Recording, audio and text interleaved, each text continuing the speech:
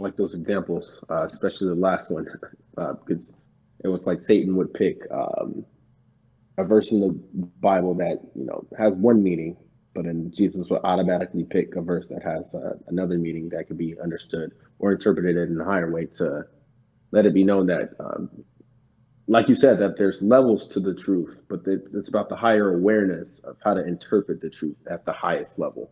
Because to some people, the Bible is really just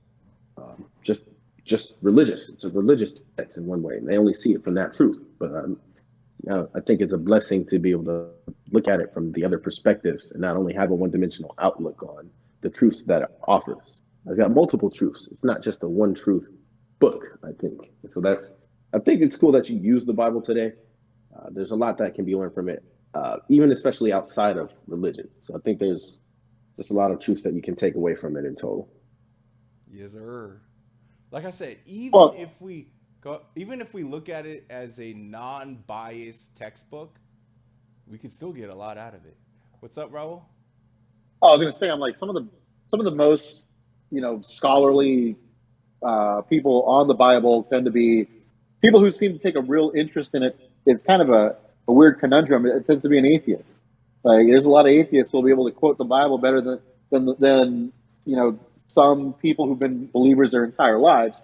But then there's that fine line. It's one of those things where it's like you understand.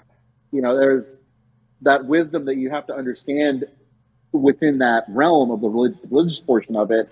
But I mean, that doesn't make it any less true at times. Like, especially when you're reading through Proverbs, when you're reading through a lot of the stuff that's going on. It's one of those, like DJ said, it's got a lot of truth in it. And there's a lot of different ways to cut things up in there and to review them in a certain way where you can say, hey, I can read it like this, or I can read it like that, or you know what? Maybe I'll just read it like this too.